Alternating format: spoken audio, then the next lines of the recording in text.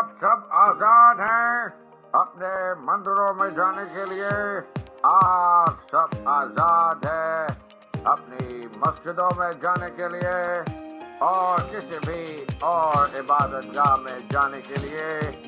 اس مملکت پاکستان میں آپ کا تعلق کسی بھی مذہب، ذات یا عقیدے سے ہو، مملکت کا اس سے کوئی سروکار نہیں۔ آپ دیکھیں گے کہ وقت گزرنے کے ساتھ ساتھ ہندو نہیں رہیں گے اور مسلمان نہیں رہیں گے، مذہبی معنوں میں نہیں، کیونکہ یہ ہر فرد کا ذاتی عقیدہ ہے، بلکہ سیاسی معنوں میں وہ ایک ہی ریاست کے برابر کے شہری ہوں گے۔ قائد اعظم کیسا پاکستان چاہتے تھے؟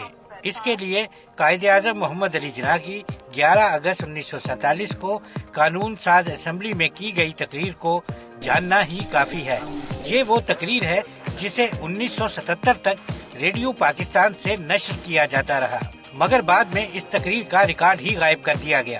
اس تقریر میں قائد اعظم نے مستقبل کی ریاست کے بارے میں اپنے تصورات کو نہایت واضح طور پر بیان کیا تھا۔ اقلیتوں کے اور غیر مسلموں کے سیاسی اور شہری حقوق کے بارے میں قائد اعظم کے خیالات کی عکاسی ان کی تقریر کے اس حصے سے ہوتی ہے جس میں وہ پاکستان کے ہر شہری کے حقوق اور فرائض میں کسی تقسیم کی نفی کرتے ہیں۔ المیہ یہ ہے کہ ہم نے قائد کے تصورات کے مطابق پاکستان کی تعمیر کے بجائے ان کے خیالات کو چھپانا شروع کر دیا ہے، جس کا نتیجہ آج ایک ایسی ریاست کی صورت میں ہمارے سامنے ہے جہاں عدم برداشت اس کی پہچان ہے۔